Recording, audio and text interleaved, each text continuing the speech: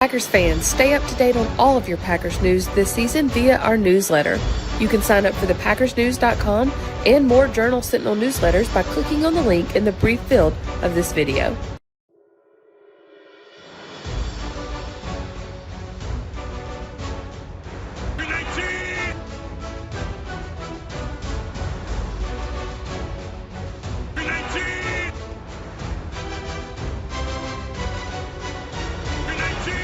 Hello, Packers fans. Welcome into the Green 19 podcast from JS Online and PackersNews.com. I'm Kassidy Hill, joined as always by Tom Silverstein and Ryan Wood here at Lambeau Field, where we are in the midst of the season now, guys. Are we at the halfway point? Yeah, week 9. We're at the halfway point. Yeah, well, there's 18, yeah. So 18 weeks, so right after 17 games, yep. Right? So at the halfway point. The bigger marker for this week, though, was the trade deadline that came and went on Tuesday with the Packers not making a move. I know we've looked at this from every sort of different angle. Spoon, I'm going to start with you because you wrote a column about some of the deals the Packers were tried to get in on and were unsuccessful on. Just kind of give us an update on that. Well, just from fishing around, we know that they were in on the Chase Claypool deal. They offered a second, and Chicago also offered a second. But Pittsburgh thought that Chicago's second would be more valuable, and they wanted Green Bay to kick in something else. And presumably it was whatever the difference in how Pittsburgh saw Chicago would finish and Green Bay would finish, how many picks in between. Mm-hmm. So, like if they had thought that Chicago would finish 10 positions ahead of the Packers in the draft, the Packers would have had to give them a 4th-round pick to equal that. If they viewed it as 15, they'd have to give up a 3rd-round pick in addition to the second. Mm-hmm. So I think that ended it for Gutekunst. I think he just decided it wasn't worth it for Chase Claypool, who's, people are really excited about him, and there is a chance he could be really good, but I think about who gave up on him, and it's Mike Tomlin and the Pittsburgh Steelers, who are excellent judges of talent, mm-hmm. and if you can't get along with Mike Tomlin, then, he is the player's coach. So something was not quite right there. We'll see. Maybe he turns out to be everything that the Packers would have wished he'd be. They looked into some other people. They actually called about Hawkinson, but that I don't think that got anywhere. It sounds like they were called about Kadarius Toney, but that didn't turn into anything. So I think they called about a lot of people. And then there's some mystery player that they were in on and thought they had a deal for, and it blew up at the last minute, and I couldn't find out who that person was. But I believe that they did. The specifics I got were were too much to think that it was just made up. Mm-hmm. A player that eventually got traded or one that the team kept? No, the team decided not to trade. Mm-hmm. But it wasn't, from what the person said, it wasn't somebody that was mentioned a lot mm-hmm. in the trade rumors. So it's not like that was DJ Moore. I doubt it, but I don't That's know. what I wondered. I have no idea. Yeah, I honestly don't know. And so, I just decided I better not guess at it.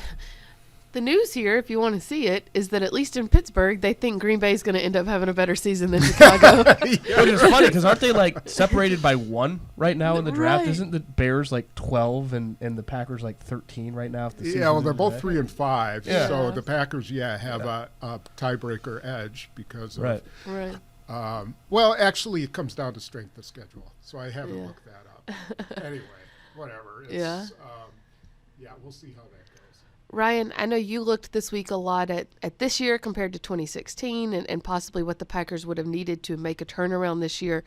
Did they need to make a deal at the trade deadline for hopes of a turnaround? Yeah, I thought one of the maybe more telling stats is you look at that 4-game losing streak in 2016, and Aaron Rodgers completed 64% of his passes for 1,265 yards. And if you look at the last 4 games, he's completed 64% of his passes for 865 yards. And we're talking about a difference of 25, 30 passes. Not a huge number to account for 400 yards difference in receiving. And that's not a coincidence.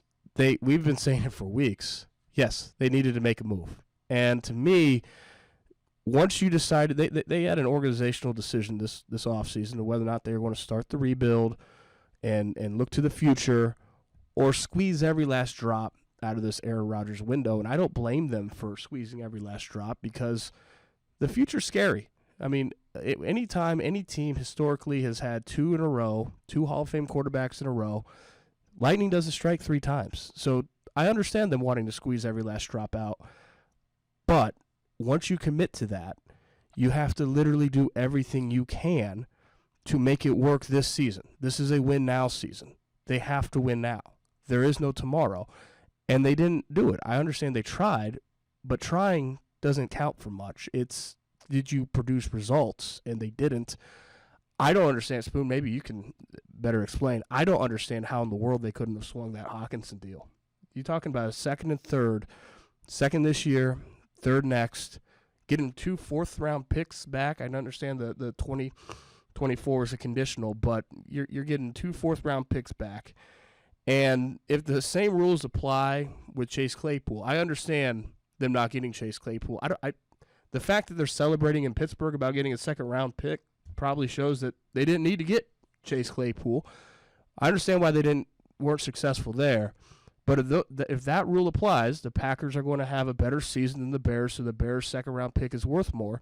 How does it not apply here, where a second and third-round pick from the Packers has more value than a second or third-round pick from the Minnesota Vikings, which are one of the best records in the conference and look like the runaway NFC North winner at the midway point?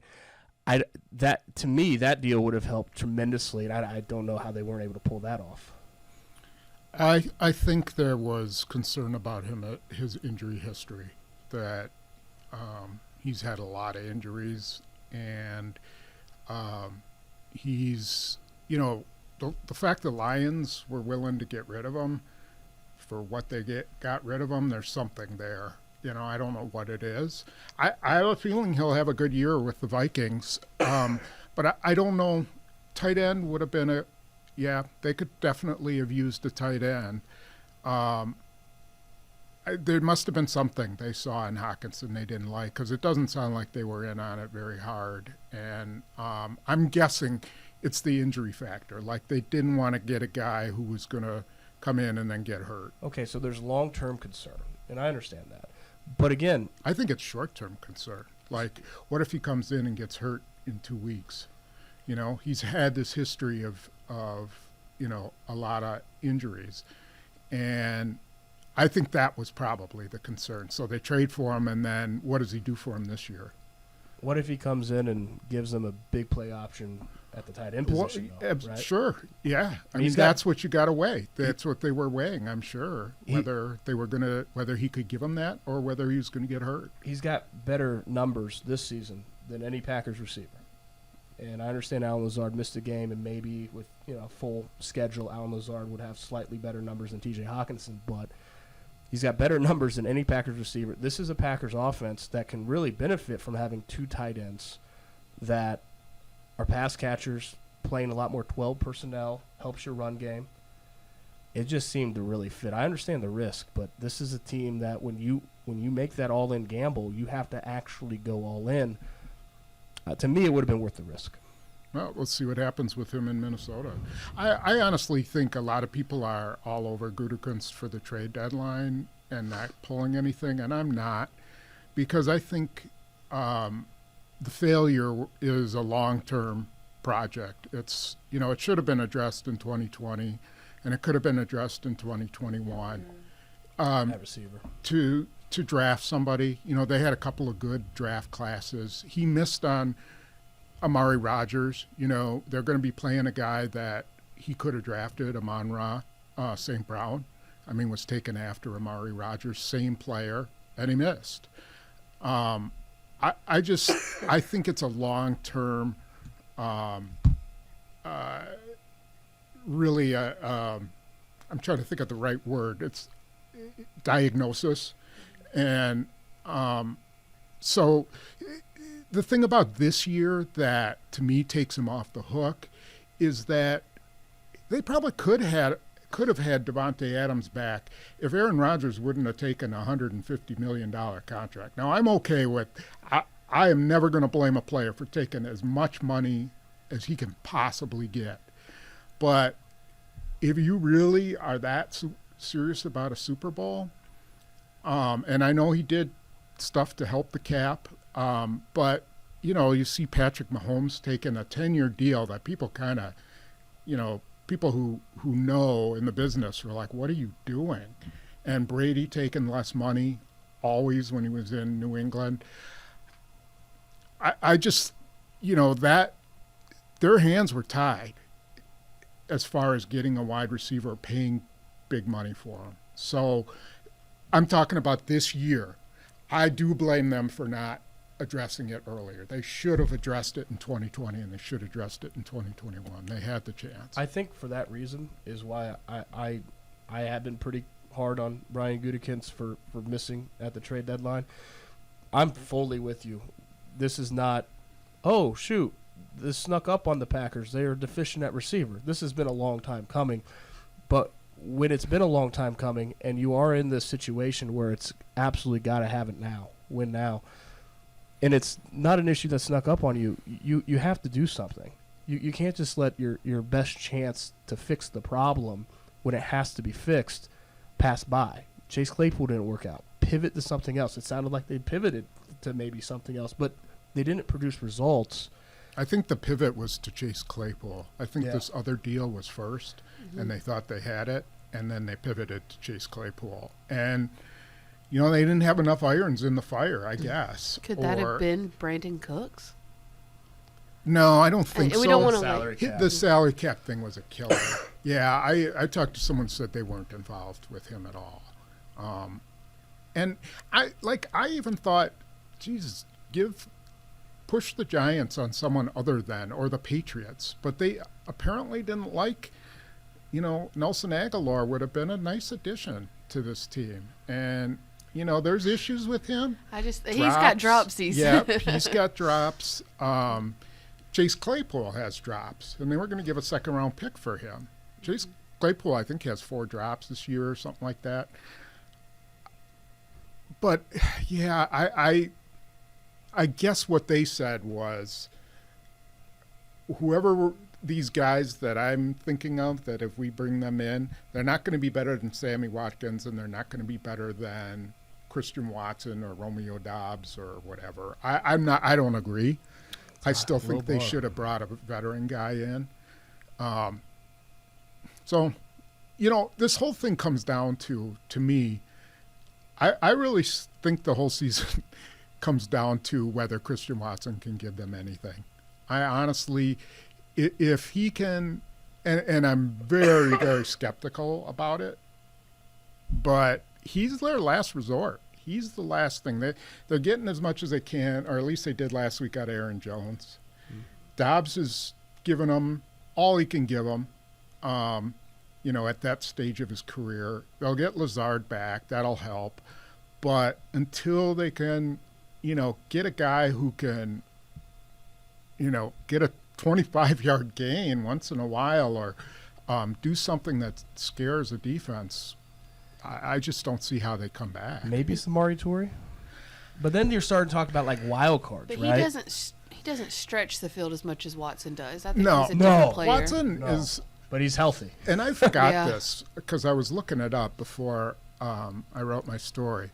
Watson, his RAS, relative athletic score, is like equal to Calvin Johnson and Julio Jones, and I guess that's why that doesn't make him a player.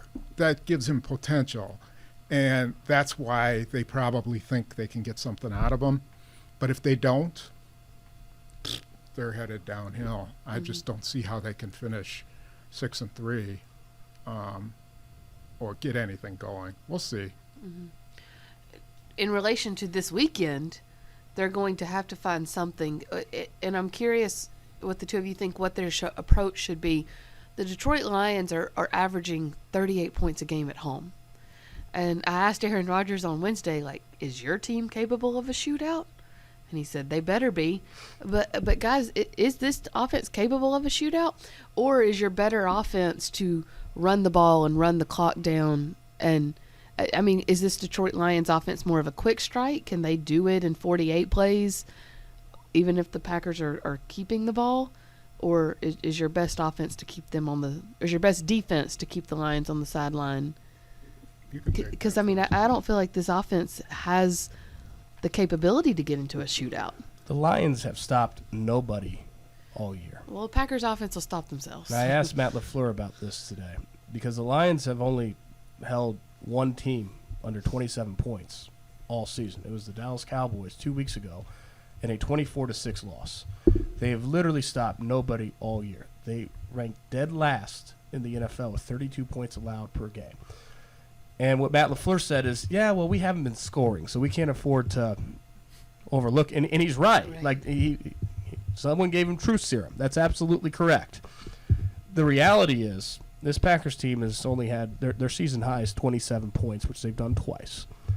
If they don't hit 30 points against the Lions, they're probably not hitting 30 points at any point this season. Mm-hmm. And so they're going to have to score. And on the other side, it's going to be a real test for this defense to see what they've got. I mean, you go into this game thinking that the offense is going to be able to hold its water against the Lions' last place ranked defense. So it should be, you know, the issues, the crutch, the excuses that this defense has had about, you know, the offense hasn't played complementary football. It's been gassed. Shouldn't be an issue this week. The Packers should be able to score because everyone else in the NFL does on the Lions. So what is the defense going to do against an offense in the Lions that is now missing T.J. Hawkinson? Their GM, the Lions GM, which amazing that there's a GM in the league that'll actually make himself available to answer questions at the trade deadline. But they made trades. Yeah, they made trades. The Buffalo Bills had a GM that they made one trade, Naheem Hines, but he discussed why they didn't get Christian McCaffrey. He discussed why they didn't get Alvin Kamara. So let's not let Brian Gutekunst off the hook here, journalistically. But, yeah, the Lions GM said they felt they had the offense in place to be able to score at a prolific level even without T.J. Hawkinson. So this is going to be a test. We'll see if he's correct. But, yeah, the Packers should absolutely be able to score points this week, and we'll see what the defense can do against an offense that in the Lions that has scored well at home, to your point. Yeah. I mean, as an aside, I definitely think Brian Gutekunst should have come out and answered questions after the trade deadline. But compared to the GMs that did, I don't think was there a GM that took questions that did not make a trade? I don't really know. I didn't really follow it. This was a very unique situation for the Packers because, again, they made an organizational decision this offseason on which direction they would go. And by not getting a receiver or making a trade at the deadline, it goes against that decision. So to ask what happened is absolutely fair. Mm-hmm. Yeah. Back to this weekend. On defense for the Packers, I mean, they're facing Williams, who can – they've had trouble in run defense, and then Amon-Ra St. Brown, who can, it seems like, score on anybody. It seems like probably the Packers' best luck in the defense was the Lions trading away Hawkinson because they can't cover anybody in the flat, really. And so, I mean, if you're Joe Barry – especially with Devondre Campbell probably not going to play. Right. He hasn't practiced, right, all week. Mm-hmm. If you're Joe Barry, you've had a guy each week to focus on. This week you kind of have two. Where are you putting your focus? All my focus would be on Amon-Ra St. Brown. I wouldn't worry. I mean, Jamal Williams is having a good year. I mean, he is as tough as they come. He's a good receiver. He's just not a breakaway threat. DeAndre Swift is, but that guy is another injury waiting to He's happen. been on the injury report all week, I think. Yeah, well, he played 5 snaps last week, and I think he'll probably play this week. I just don't think they can give it to him a ton. But taking Hawkinson out, I think, gives them some leeway to do some man-to-man stuff where they can probably put Jair Alexander on St. Brown. I just don't think the Lions have the wide receivers to really hurt them. Hurt the Packers. The best thing the Packers got going for them is that they're facing this number one, or I forgot where they're ranked in passing, but they're the number one passing defense. So they at least get that. I think they can find ways to get to Jared Goff. I just think, to me, they got to stop playing safe. Like, I thought the game plan against the Bills was very good. Joe Barry had a really good game plan to limit Josh Allen, but it was a game plan that assumed the Packers were going to score 28 points, just like they used to. That's not happening. And so I think you got to roll more dice. You got to be the aggressor and figure out how to get more turnovers, how to hit the quarterback more often. And if you get burned by it, who cares? Because you're not going to score enough points to win anyways against a team like that. So and against Detroit, just go for it, So you're saying they need to not only play defense, they need to be they need to be the ones to try to change the game and the scoreboard. Yes. Yeah, I think so. It's a different plan than they've had so far this year. It is. They keep waiting for the offense, and it never shows up. Mm-hmm. So, stop being they've done some good things. Their pass defense is good. But they finally got some turnovers, but it's not good enough. It's not good enough. They got to be better. It's just amazing how expectations changes perception, because the defense took heat for what they did against Buffalo, but we talked about it after the game too, holding the best offense in the NFL, some 200 yards under their season average, under their scoring season average, in prime time on the road, in their own place, having 2 fourth-quarter picks that let your offense have a chance, 3 points in the second half. I'm with you. They defensively did a lot of good things, but the expectation is this is a dominant defense. This is about all these first-round picks. It's got to be this, and they're just not that. No. They're not that. No. But if they had an offense that scored 27 points a game, they'd be pretty good. Packers' offenses of the past. And they had special years. teams that didn't fumble the ball in its own end zone, didn't get block punts, didn't allow big returns, didn't commit penalties on a 49-yard kickoff return. Their special teams has been pretty close to a failure so far. Last year, 2020, 2019, 2018, what the Packers defense did against the Bills would have been pretty good. Yeah. It's okay.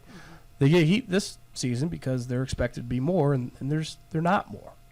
Let's talk about special teams real quick. I'm glad you brought that up, because we've looked at special teams so much through the lens of what Amari Rodgers has done or not done, but across the board, they've had more issues than maybe we've shed a light on.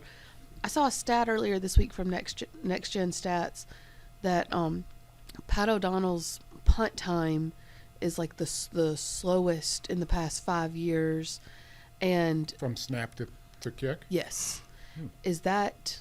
Here, I saved actually the stat. That could be the result of the long snapper. That's what it could be his get off time. Yeah, it's like in baseball. Like, do you steal off the pitcher or the catcher? Right. Right. It's the same time, but which part of that battery is the issue? And that's what I wanted to ask, because to me that says long snapper, but is it O'Donnell? Okay, here's the stat: Packers punter Pat O'Donnell. That's a tongue twister. Has been pressured on 23.5% of his punts this season, the highest rate faced by a punter over the last 5 seasons. So that's what's over the last 5. Okay, so that doesn't really say what the timing there's more. Okay. O'Donnell also has the lowest average hang time, 4.11 seconds on punts this season. You know what might go in conjunction with that is there haven't been near as many bad punts on the long snapping as you've seen the last couple years. Yeah. Mm-hmm. But it's been slower. He's kicked a lot inside the 20. He's got a ton of punts inside the 20. And those are the Aussie kicks, and they're not necessarily, booming hang time punts. The hang time doesn't say as much to me. I don't care about the hang time because it's about where he's putting it. It's directional punting. Yeah. But the being pressured the most of any punter of the past 5 seasons, is There's that been people concern? in his face quite a bit. The other night versus the Bills, there were at least 3 different punts I thought were going to get blocked. Yeah. Because they were so close. So where is the disconnect there? If you're Rich Bisaccia, what are you focusing on? I don't know. Maybe you have to change who the fullback is. It's been Dallin Levitt. Is he big enough to handle it? I mean, he certainly loves that guy, and he's tough as nails. But I don't know. Do you need a bigger guy in there? It used to be Adrian Amos. Maybe we'll see whether they do something. But the fullback is that the same thing as the punt protector? yeah, that's the punt protector. Okay. I call him a fullback. The punt protector. So I don't know. Are they trying to get upfield too fast? But you definitely see penetration up the middle. No question. Before we wind down here, guys, just real quick, your your predictions for this weekend. You don't have to give me your score if you don't want to yet, but just your predictions for this weekend. I think the Packers will figure out a way to win this game. They gotta stick to their formula that worked in Buffalo, which is run the ball and then get your passing off of that, and we'll see if they have, the discipline to do that. Yeah. If they lose, let's just say this: if they lose, the season's over. They can't. It's toast. They can't recover from a loss in Detroit, and so they have to win. Not when it drops you to 3-6, right? I mean, I asked Kenny Clark this week if it's a must-win game. He said, "Yeah, this is a must-win game." He's right. They have to win this game. I'll be curious long term to see if they can start developing. Matt LaFleur took some heat for we want balance on offense, and to me, it's not abandon the run game. It's they need to get a little bit more juice in their passing game to balance to support what they have in the run game, because it's not enough just to run. This team can't just run and be okay long term. So can they start getting some plays to balance and support the run game and the passing game? Not that they should not air out all over the field, but can they find something this week that can help to support that run game? To me, that's going to be big. I think it's going to be a close game. Better Packers teams than this have had a horrible time in Ford Field. This is a house of horrors for this team, this organization. I think it's going to be a close game, but I think the Packers find a way to get it done. We should note Christian Watson and Alan Lazard were at practice on Thursday. Alan Lazard at practice on Wednesday as well. Christian Watson still in concussion protocol, but Alan Lazard's shoulder looks to be healing up pretty well. Elton Jenkins and David Bakhtiari still playing a little bit of musical chairs on offensive line with practice, and as Matt LaFleur has said, that's a very fluid situation. I think it's a good sign that Jenkins was in pads on Thursday, but Bakhtiari not, to me, is not a good sign. I think that's a danger sign. And so the only benefit to this is Zach Tom gets to practice. With Jenkins back, he gets to practice at left tackle. And then probably no Devondre Campbell. Right. They need to find a way to mirror David Bakhtiari and Elton Jenkins off days so that they can actually practice their entire offensive line together. They're five because they did that one day last week for all of the good it did. It's been very inconsistent and sporadic. Yeah, but you know what? If you do that, so Zach Tom then has to split both positions, right? Because on that day, the day they don't practice, he's got to play left tackle and left guard. So I think if they split them, then Tom can play left tackle one practice and left guard the other practice, the whole practice. I don't know if that's the philosophy, but I see that as, one potential reason or benefit of it. You're just not getting your preferred five together, though. No, you're not. And that's going to be their reality this year, I guess. Whatever happens in Detroit, we will be there to cover it for you all. Make sure to follow Spoon's live blog before and during the game. And then Pete and I will have Facebook and YouTube live for you after the game as well. So stay tuned to PackersNews.com. Guys, thank you as always. This has been the Green 19 podcast from JS Online and PackersNews.com.